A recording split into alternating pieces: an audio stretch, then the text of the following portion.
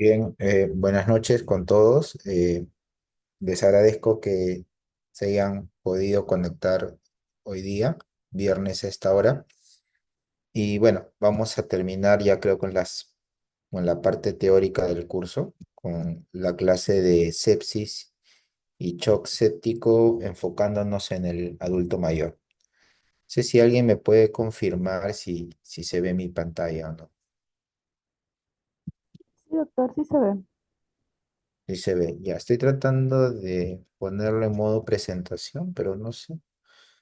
No permite. Ahí, ahora sí. Ok. Entonces, se me escucha y se ve la pantalla, ¿no? Entonces, más o menos estos son los puntos que vamos a tratar. Ya, entonces les pido que estén atentos porque yo suelo hacer preguntas en base a la clase, ¿no? En base a la presencia de los alumnos en la clase, algunos comentarios que se van desarrollando, ¿no? Entonces, como ustedes saben, bueno, un tercio de la población mundial este, está en la edad de lo definida como adultos mayor. Entonces, es más, creo que la población actual, la población mundial actual está aumentando en el promedio de vida, ¿no? O sea, la esperanza de vida de las personas ha ido incrementándose con los años. Es decir, pues, ¿no? Hace 50 años la esperanza de vida, pues, era evidentemente menor que la esperanza de vida actual. Y bueno, esto se debe a muchos factores, ¿no? O sea, la tecnología ha avanzado tanto que ahora, digamos, las nuevas terapias, la bioingeniería, digamos, los tratamientos más precoces, más oportunos, diagnósticos en etapas tempranas de enfermedades mortales, vacunas, ¿no? Antibióticos, antifúngicos de última generación, pues han hecho que los pacientes eh, tengan mayor esperanza de vida, ¿no? O sea, la sobrevida ha aumentado en el mundo. Enfermedades como el VIH-Sida, nomás hace 40 años, 35 años, eran mortales, ¿no? Ahora actualmente, pues sabemos que un paciente con VIH-Sida, pues tiene bien controlado, tiene la misma esperanza de vida que un paciente no VIH. Entonces, todos estos escenarios que les estoy comentando han hecho que la población adulta mayor sea cada vez más, eh, digamos, sea cada vez más prevalente, ¿no?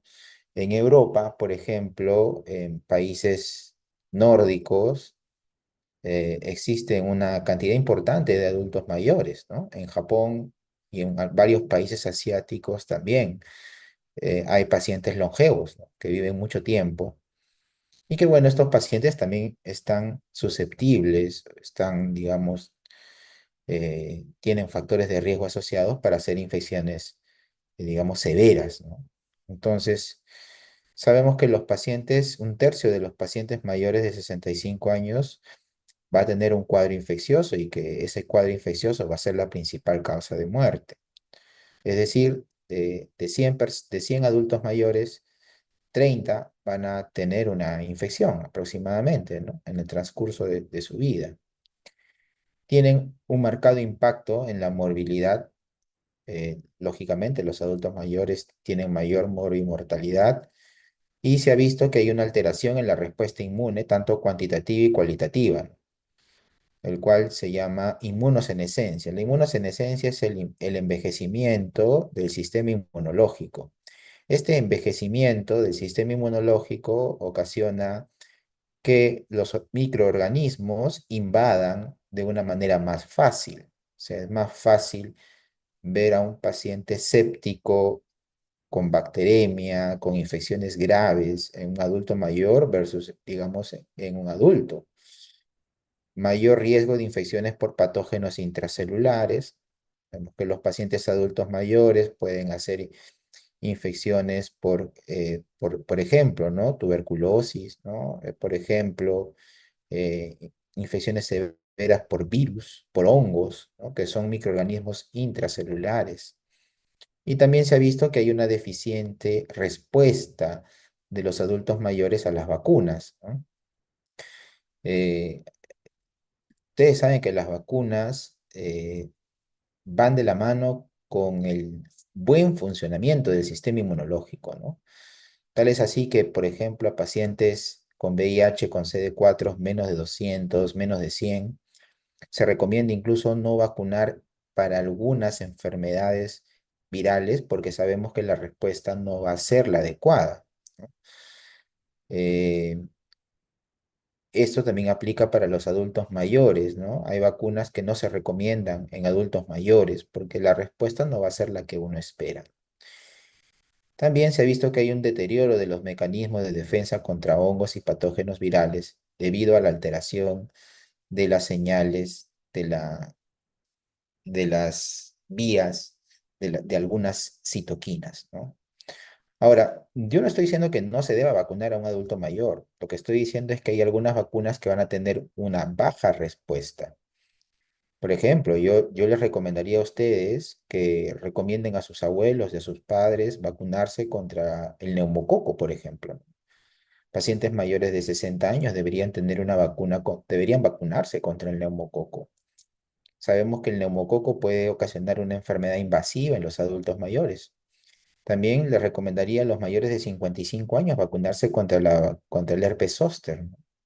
Una infección viral ocasionada por la reactivación del virus de la varicela zóster, que justamente se da en población adulta mayor, ¿no? ¿Cuántos adultos mayores seguramente ustedes han visto en sus prácticas, en la consulta, sobre todo de dermatología, medicina interna, infectología, que vienen por herpes zóster con mucho dolor, ¿no? Con unas erupciones, ¿no? Que describen un dermatoma, ¿no? Y que ocasiona mucho dolor.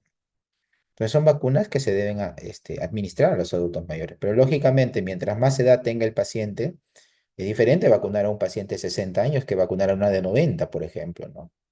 Entonces, podemos decir que un paciente de 90 años va a tener una respuesta más pobre a la vacunación en comparación a uno de 60 o 65.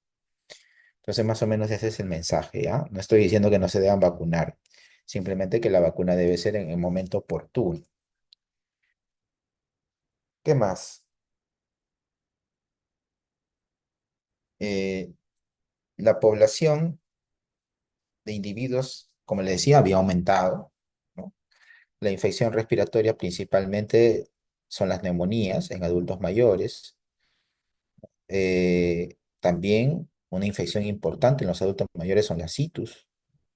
Ustedes han visto seguramente, ¿no? Los que han rotado en medicina interna, bastantes pacientes adultos mayores con ITU, con neumonía, ¿no? Entonces, yo diría que son las dos principales infecciones en adultos mayores. Y una característica importante de los adultos mayores es que, es que la gran no la gran mayoría, pero un buen porcentaje de ellos pues no hace fiebre, ¿no? Entonces hay que tener cuidado, ¿no? Entonces, el que no esté haciendo fiebre un paciente adulto mayor no significa que no tenga una infección, ¿ah? Y eso siempre lo recalco, ¿no? O sea, entonces hay algunas, digamos, hay algunas definiciones o algunas orientaciones que podrían ayudarnos en el adulto mayor, ¿no? Por ejemplo, ¿no? 37,8 en un adulto mayor ya debe ser considerado fiebre. Dos temperaturas orales mayor de 37,2 o rectales mayor de 37,5 también ya debe ser considerado fiebre, o un incremento de la temperatura en 1,1 grados centígrados de su temperatura basal. Eso ya debe ser considerado como fiebre. Entonces, no esperemos que un adulto mayor nos haga 39 grados, 38,5, ¿no? Bueno, si lo hace bien, ¿no? O sea, ya la fiebre está definida, pero hay que tener cuidado y no ser tan ligeros en decir no tiene fiebre y por lo tanto no hay infección. Hay otras cosas más, hay otros parámetros más que debemos de evaluar para definir si un paciente está infectado o no. Entonces, la sepsis ha tenido varias definiciones a lo largo del tiempo, ¿no? Ustedes pueden revisar, ¿no? Desde el año 1992, de repente, los consensos que se han venido dando, donde a la sepsis se le catalogaba como una infección más una respuesta inmunológica no controlada, ¿no? Son las primeras definiciones, ¿no? Los conceptos de SIRS, ¿no? Síndrome de respuesta inflamatoria sistémica. Pero estos conceptos han ido evolucionando, ¿no? El concepto que se tiene actualmente de la sepsis es el concepto de sepsis 3, ¿no? La sepsis 3. ¿Qué dice la sepsis 3? La sepsis 3 dice que la sepsis es una disfunción de órganos que amenaza la vida, causada por una respuesta no controlada del huésped a la infección. Entonces, sepsis es disfunción de órganos que amenaza la vida. Entonces, si ustedes tienen un paciente infectado que tiene disfunción de algún órgano, eso ya es sepsis. Doctor, sepsis porque tiene leucocitos en 20.000. No, eso no es sepsis. Porque tiene leucocitos 20.000 no es sepsis. Porque está haciendo fiebre no es sepsis, ¿no? Tiene que tener sepsis, o se define sepsis si es que tiene una infección más disfunción de un órgano. ¿Cómo vamos a evaluar la disfunción del órgano? Para eso existen el score SOFA, ¿no? Que ustedes lo deben haber ya oído anteriormente, ¿no? Evaluamos la parte de respiración con el PAFI, ¿no? Bajos PAFIs, la coagulación, evaluamos a través de un hemograma donde vemos trombocitopenia, el hígado con las bilirrubinas elevadas, la hipotensión, evaluando el sistema cardiovascular, la encefalopatía, el trastorno de sensorio, el cual estaríamos evaluando el sistema nervioso central, y cuando evaluamos la parte renal, estamos solicitando o viendo los resultados de la creatinina o el bajo gasto cardíaco, perdón, el bajo gasto urinario, ¿no? O el bajo flujo urinario. Entonces, si el paciente tiene una de estas alteraciones, ya sea a nivel respiratorio, a nivel de la coagulación, a nivel hepático, a nivel cardiovascular, sistema nervioso central o renal, decimos que ya está en sepsis, ¿no? Entonces, la sepsis no lo hace la leucocitosis, no lo hace la PCR y no lo hace la procalcitonina. ¿Ya? Esos son marcadores de inflamación, infección, ¿no? Sepsis es infección más la disfunción de un órgano, ¿de acuerdo? Evaluado por el score SOFA, ¿ya? Entonces, eso tiene que quedar claro, ¿no? Bueno, como les decía, la mortalidad ha ido disminuyendo en las UCIs de países de primer mundo, ¿no? Por todo lo antes comentado, ¿no? La tecnología, los antibióticos, antifúngicos, los diagnósticos tempranos de las enfermedades infecciosas, los tamizajes, etcétera, ¿no? Las medidas preventivas, profilaxis, tantas cosas que ahora existen, ¿no? Entonces, más o menos para que ustedes se den cuenta cuál es la incidencia y la tendencia de la sepsis en los hospitales, en varios hospitales de los Estados Unidos, más o menos se van a dar cuenta de que la edad promedio de los pacientes con sepsis en los Estados Unidos es de 66,5 años, o sea, adultos mayores, ¿no? O sea, el promedio de edad es 66 años. Muchos de los pacientes con sepsis tienen comorbilidades, ¿no? Las comorbilidades más frecuentes son diabetes, enfermedad pulmonar crónica, enfermedad renal, falla cardíaca, cáncer.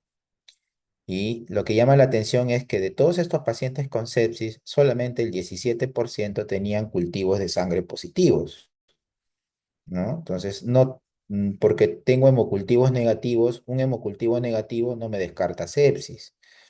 Acuérdense que a veces los cultivos pueden salir negativos, ¿no?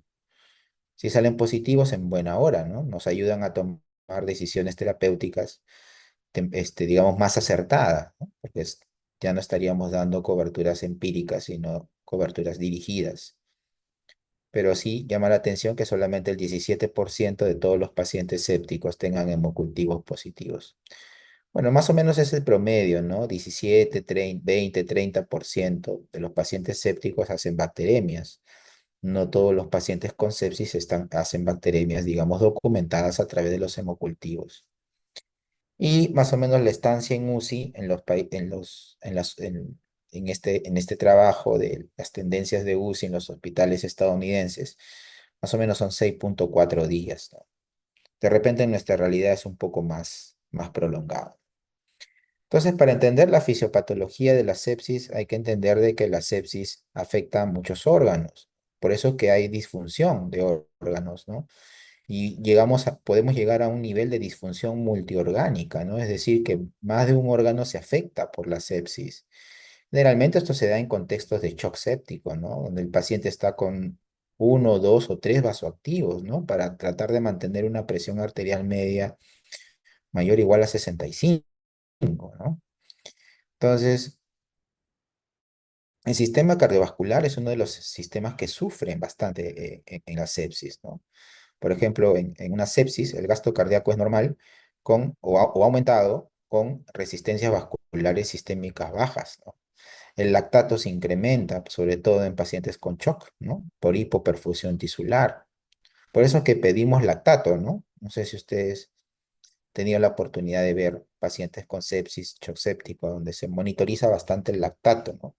El endotelio también es considerado un órgano para muchos, también sufre cambios y son uno de los órganos que activan la señalización inflamatoria y antiinflamatoria. También ocurren alteraciones en la microcirculación, ocurren alteraciones a nivel digamos, de los factores anticoagulantes, puede haber coagulación intravascular diseminada. Este es un estudio, digamos, en modelos animales, donde se ve que un paciente con sepsis, pues la microcirculación, se ven cambios en la microcirculación. También se afecta el pulmón, puede haber ARTS. ARTS es el síndrome de distrés respiratorio agudo, ¿no? Propio de la sepsis por la gran liberación de citoquinas que provocan inflamación a nivel del pulmón. Por eso los pacientes con sepsis, sin tener neumonías, terminan conectados a ventilación mecánica. Ustedes dicen, pero ¿por qué está conectado a ventilador si el foco no es urinario? Perdón, si el foco no es pulmonar, es urinario o es térmico o es simplemente o es una endocarditis, etcétera, ¿no? Es porque el pulmón también sufre y se provoca un ARTS secundario a una sepsis y el paciente tiene que estar conectado a ventilación mecánica, ¿no? También el hígado sufre, ¿no? Hemos visto que la elevación de las bilirrubinas es un marcador de daño hepático, ¿no? Por sepsis. Y acá miren ustedes esta gráfica donde ven que muchos órganos sufren en sepsis, ¿no? Pulmones, cerebro, la encefalopatía, el hígado, la coagulación, etcétera, ¿no? También una alteración frecuente que se ve en sepsis es la injuria renal aguda, ¿no? La injuria renal aguda es una alteración en sepsis, ¿no? Se ve, por ejemplo, que hay necrosis tubular aguda, ¿no? En sepsis. Eh, si un paciente tiene sepsis y además tiene injuria renal aguda, su pronóstico se ensombrece un poco, varía un poco, la mortalidad aumenta en ese paciente, ¿no? ¿Qué más? Vemos alteraciones en el sistema nervioso central, el paciente puede tener encefalopatía, delirio, ¿no? Además, por la injuria renal o la injuria hepática también puede haber alteraciones en el sistema nervioso central. El paciente séptico también es un paciente inmunosuprimido, ¿no? Se ha visto claramente que los pacientes sépticos tienen bajos niveles de CD4, CD8 y CD3, ¿no? O sea, el paciente séptico es un paciente inmunosuprimido. Entonces, cuando tengan la oportunidad, ustedes cuando sean internos, residentes, revisen, ¿no? Revisen el hemograma de un paciente séptico y van a ver que la gran mayoría de estos pacientes sépticos que están en shock séptico tienen linfopenia. Miren, miren el hemograma, ¿no? Linfopenia, ¿no? Linfocitos por debajo del porcentaje de los rangos normales, ¿no? 5, 3, 7%, 8%. Linfopenia. Uno se pregunta, pero ¿por qué está con linfopenia? Es que está séptico, ¿no? Y la sepsis también afecta al sistema inmunológico, ¿no? También lo que les comentaba, la alteración del CD4, del CD8, la linfopenia prolongada, el ARTS. Y bueno, esto es importante, ¿no? Saber que existe un CIRS y un CARS. Cuando hay un balance entre el CIRS y el CARS, o sea, cuando hay un balance entre el síndrome inflamatorio de respuesta sistémica y el síndrome de respuesta antiinflamatoria compensatoria, o sea, cuando hay un balance entre los dos, el paciente no hace shock séptico ni hace sepsis. El paciente se controla tranquilamente y bueno, esos son los casos de los pacientes en los cuales nosotros lo manejamos ambulatoriamente o de repente en una sala de hospitalización común, ¿no? Con antibióticos por unos días y luego alta a la casa. Pero cuando este balance se inclina o hay una pérdida en el balance donde predomina el síndrome de respuesta inflamatoria sistémica, es donde aparecen la disfunción inmunológica, la falla multiorgánica, la injuria tisular, la inmunosupresión y por lo tanto el shock séptico, que muchas veces es irreversible, llevando al paciente a la muerte. Entonces hay un desbalance. El desbalance entre el CIRS y el CARS es el que ocasiona finalmente la sepsis y el shock séptico. Hay una gran cantidad de citoquinas, podemos hablar de la interleucina 1, del factor necrosis tumoral, de la interleucina 1B, 1 alfa, de la interleucina 17, de la interleucina 10. Podemos hablar de un montón de citoquinas, ¿no? Lo cierto es que hay citoquinas que van a estimular una respuesta inflamatoria sistémica y esta respuesta inflamatoria sistémica va a ocasionar toda la cascada inflamatoria severa que se ve en sepsis, ¿no? Hay una gran cantidad de citoquinas que se ven alteradas en sepsis. Y también lo que a veces se ve es que el corazón, con tal de ahorrar energía para poder seguir bombeando sangre, digamos, lo que se llama como hibernación celular, el corazón empieza a disminuir su gasto energético y secundariamente a ello pueden haber infartos agudos de miocardio por necrosis de algunos segmentos del corazón. Entonces, se ha visto que pacientes con sepsis grave suelen hacer infartos agudos de miocardio concomitantes, ¿no? No es un evento aislado, muchas veces se ve eso. Entonces, el paciente ya no está con noradrenalina, sino como tiene un infarto de miocardio, también empieza a ser un shock cardiogénico, ¿no? Entonces, en lugar de usar un solo vasoactivo, se comienzan a usar dos, ¿no? Noradrenalina, dobutamina, etcétera, ¿no? Entonces, ya los intensivistas están alertas frente a estos eventos, ¿no? El paciente con sepsis puede hacer infarto agudo de miocardio, de todas maneras. Bueno, acá está es para que vean que las citoquinas juegan un rol importante en toda la fisiopatología de la sepsis, ¿no? No solamente se habla de tormenta de citoquinas en sepsis, sino también en otras enfermedades infecciosas que hemos visto ahora último, como el COVID, ¿no? Los pacientes que hacían COVID grave hacían tormenta de citoquinas. Y bueno, hay unas directrices para el manejo de la sepsis, ¿no? Lo básico que ustedes deben de recordar, ¿no? ¿Qué hacemos ante un paciente séptico? Sospechamos que tiene sepsis, entonces hay que medir el lactato, ¿no? Un lactato mayor de 2 ya te está diciendo de que probablemente hay hipoperfusión tisular, por lo cual hay que volver a medir el lactato. Hay que obtener hemocultivos, lógicamente, en el menor tiempo posible, ¿no? En el menor tiempo posible hay que obtener hemocultivos. Luego de obtener los hemocultivos hay que administrar antibióticos de amplio espectro. Luego, si es que a pesar de digamos, estas medidas, el paciente está hipotenso o el lactato aumentó a mayor o igual a 4 milimoles, hay que resucitar con fluidos, ¿no? Resucitación con fluidos. Si el paciente no responde a la resucitación con fluidos, hay que iniciar vasopresores, ¿no? El vasopresor que más se utiliza es noradrenalina, ¿no? También seguramente ustedes van a ver casos de pacientes que tienen dos o tres vasopresores, ¿no? Noradrenalina, vasopresina, adrenalina, ¿no? A veces dobutamina también cuando hay también injuria miocárdica. Esto es lo que se debe hacer a los pacientes, la recomendación que se debe hacer en un paciente séptico en la primera hora, ¿no? Medir el lactato, tomar hemocultivos, administrar antibióticos, resucitar con fluidos, si no hay respuesta a la resucitación con fluidos, iniciar vasopresores. El diagnóstico de sepsis es un reto realmente, ¿no? Hay muchas patologías que pueden simular sepsis, ¿no? Les decía el infarto agudo de miocardio, les decía la falla cardíaca, ¿no? Son patologías que pueden simular sepsis. Una insuficiencia suprarrenal aguda puede simular una sepsis también. Entonces, es un reto. Entonces, esto ya va a depender de la experiencia clínica, de la sospecha clínica, ¿no? Entonces, es un arte. La medicina, seguramente ustedes deben haberlo escuchado. La medicina no solamente es ciencia, no solamente es ciencia pura, sino también es un arte, ¿no?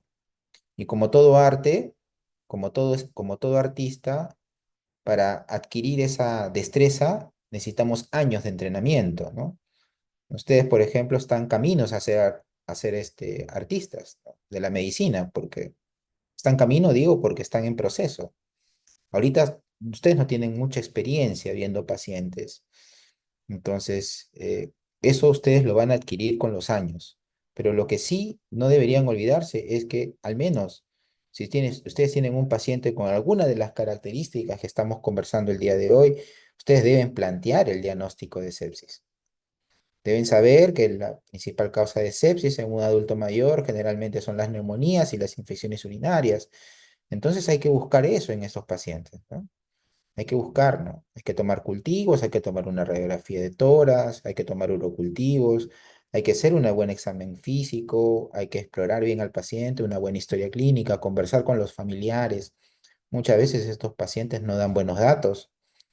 Entonces, eso es lo que se les pide a ustedes, ¿no? De repente no hacer un diagnóstico preciso, fino, claro, pero sí tener la sospecha, ¿no? Y saber qué paciente está grave y qué paciente no, cuándo derivar a un paciente y cuándo manejarlo de repente tú en tu contexto, en la situación en el centro de salud o en el lugar donde te encuentres. Esa es la idea, ¿no? La idea de no, digamos, de si no te parece que fuera sepsis, no usar antibióticos, ¿no? Evitar tomar cultivos por cultivar, ¿no? Es una moda tomar urocultivo a los pacientes sin tener clínica, ¿no? Eso es lo que toda la vida vemos. No sé por qué toman urocultivos a pacientes que no tienen síntomas urinarios. O sea, ¿cuál es el objetivo de tomar urocultivos a gente que no tiene síntomas urinarios? Entonces, es algo que pareciera que es lógico, pero que se hace, ¿no? Y bueno, eso lleva a muchos errores diagnósticos, ¿no? Los cultivos, que son importantes, idealmente antes de iniciar antibióticos, pero si por algún motivo no se puede tomar los hemocultivos, el inicio del antibiótico no debería demorar tanto. Hay que solicitar biomarcadores, ¿no? Los biomarcadores disponibles que tenemos para que nos inclinen hacia la balanza de la infección. Básicamente, la procalcitonina es la más específica, ¿no? La PCR, ustedes saben que se puede elevar en varias situaciones no infecciosas, ¿no? La procalcitonina seguramente es la más específica, ¿no? La BCG no la usamos mucho para sepsis, la usamos más para infecciones subagudas crónicas, no la usamos tanto para infecciones agudas. La PCR y procalcitonina es la que más usamos. También hay que solicitar imágenes, ¿no? A veces el paciente no te da muy buenos datos desde el punto de vista clínico. Hemos tenido muchos casos de abscesos intraabdominales en los cuales el paciente no venía por dolor abdominal, ¿no? O refería una ligera molestia inespecífica en el abdomen, que eso confunde, ¿no? Por eso dicen, no, no hay dolor abdominal, es inespecífico. y terminaba siendo pues un absceso hepático o un absceso intraabdominal o un absceso residual posquirúrgico, ¿no? Entonces, hay que pedir imágenes de todas maneras si el diagnóstico o el foco de sepsis no está claro, ¿no? Lo importante cuando tú planteas sepsis es encontrar el foco, ¿no? A veces el foco no está claro, por eso existe digamos, existe el término sepsis sin foco, ¿no? Porque a veces no se encuentra el foco, no está claro cuál es el foco, ¿no? Entonces hay que hacer imágenes, hay que solicitar cultivos, imágenes, y eso nos va a ayudar a dilucidar, ¿no? Cuál es el foco de la sepsis. La PCR, que ya habíamos hablado, la procalcitonina. Hay algunos otros marcadores como el lactato, pero el lactato más te habla de hipoperfusión tisular. Y la proadrenomedulina, que, bueno, entiendo que en otros contextos se puede usar. Entonces, por la parte de manejo, yo les comentaba que no deberíamos tardar mucho en iniciar antibióticos de amplio espectro, ¿no?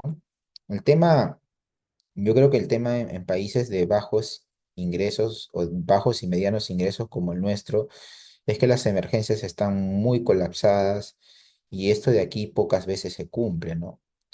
Entonces, un paciente que llega a la emergencia por sepsis, yo dudo mucho que se inicie el antibiótico en una hora, ¿no? Hasta que lo vea el especialista y todo eso, de repente pasan más de 3 o 4 o 5 horas. Entonces hay que saber, por eso definir bien el caso, ¿no? Si les parece sepsis, de todas maneras, cultivos, iniciar antibióticos, ¿no? Buscar el foco, ¿no? O sea, esa primera dosis de antibióticos te da como que 12 a 8 horas para que busques el foco, ¿no? Le hagas una tomo, radiografía, exámenes de laboratorio, ¿no? ¿Sí? Porque los antibióticos generalmente se administran cada 8, cada 12 o cada 6 horas. Entonces, hasta la siguiente dosis tienes una cantidad de horas para investigar, ¿no?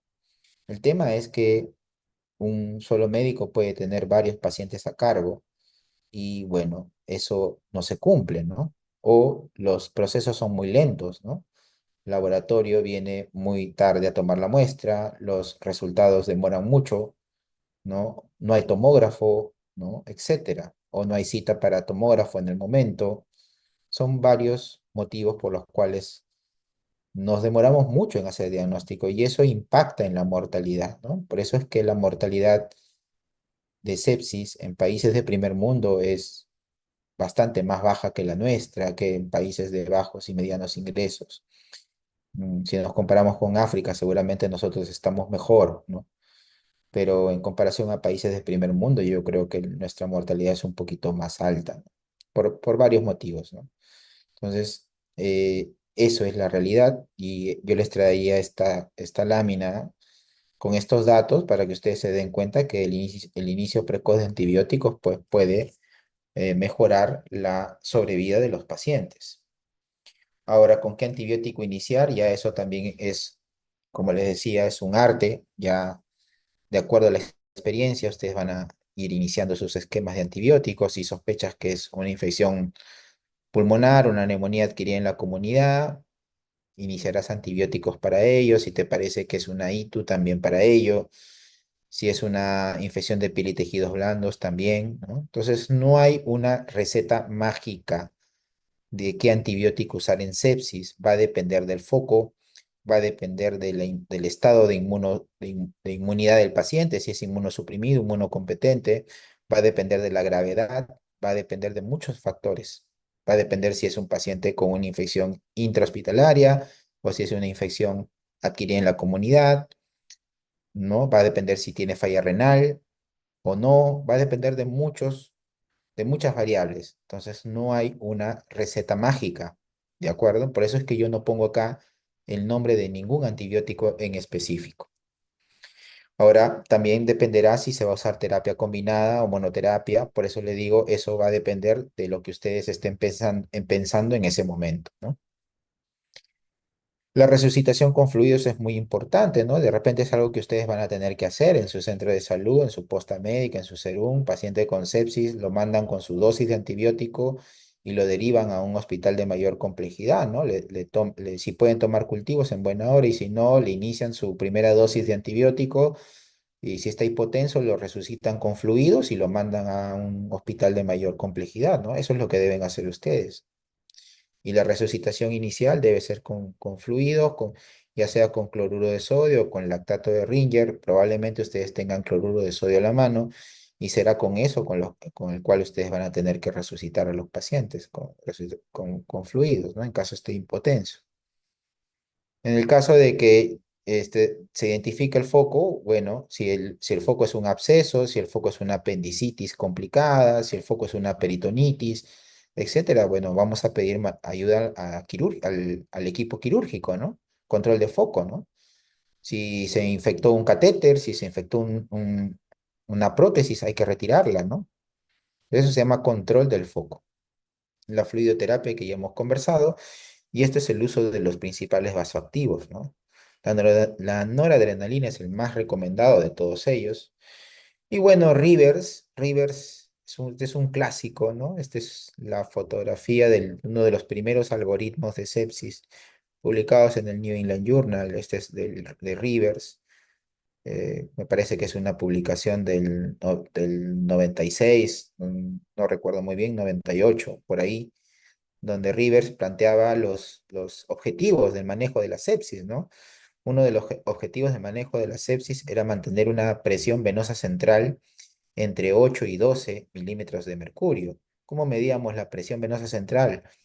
A través de un catéter venoso central, ¿no? Medíamos con una regla, la PVC, pero actualmente eso ya no se hace, ya no se mide la PVC, ¿no? Eso era algo que se hacía, me acuerdo cuando era residente, ¿no? O sea, veíamos la PVC para ver si el paciente requería fluidos o no. Si medía menos de 8 la PVC, le pasábamos fluidos.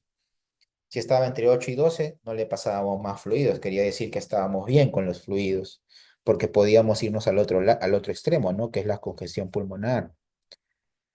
La presión arterial media, eso sí se sigue usando, ¿no? El objetivo es mantener una presión arterial media mayor o igual a 65, ¿no? Si a pesar de los fluidos no alcanzamos ese objetivo, bueno, tenemos que usar vasoactivos. Algo que se usaba también antes era la presión venosa central mixta, ¿no? De oxígeno a través del golfo, midiendo la saturación de oxígeno del golfo de la yugular. Eso se hacía a través de un catéter, pero ese es un procedimiento invasivo que antes se hacía para medir, pero ahora ya no se hace, ¿no? Hay otras herramientas para medir y tener esa información. Entonces, actualmente lo único de lo que se hacía hace más de 25 o 30 años es medir la presión arterial media, ¿no? Ahora, ¿por qué ya no se mide la presión venosa central? Porque la presión venosa central es una medición estática, es de un momento, es como una fotografía de un momento, ¿no? Entonces, lo que hacen ahora los intensivistas para ver si el paciente requiere fluidos o no, es a través de una ecografía ver el diámetro de la vena cava, ¿no? Y de acuerdo a la información que ellos recaben viendo el diámetro de la vena cava, ellos determinan si el paciente requiere o no fluidos, ¿no? Si se están quedando cortos con fluidos o ya necesitamos pasar a los agentes vasoactivos, ¿no? Eso se llama medición hemodinámica dinámica, ¿no? La PVC es estática, es en un momento determinado. Entonces, ahora la mayoría de los intensivistas manejan muy bien los equipos de ecografía, ¿no? La ecografía, le llaman ecografía al lado del paciente, ¿no? Es algo que, bueno, yo pienso que todos los médicos deberíamos dominar o aprender a usar a un ecógrafo, ¿no? Para poder hacer diagnósticos in situ, ¿no? En la cama del paciente. Muy bien, chicos, no sé si tienen alguna pregunta o comentarios.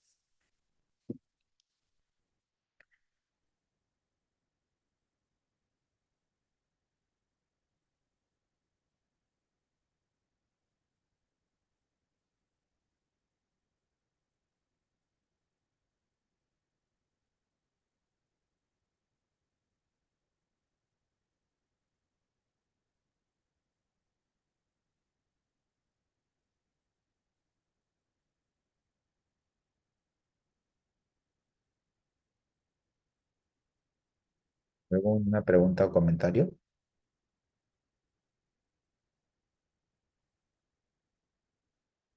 Todo claro, doctor. Todo claro, ¿no es cierto? Ya. Entonces, chicos, eso sería todo. La clase ya lo tiene la delegada, ¿ya? Entonces, nos vemos en alguna oportunidad. Suerte en su examen del día lunes. Gracias. Gracias, doctor. Hasta luego. Gracias, doctor. Gracias, doctor.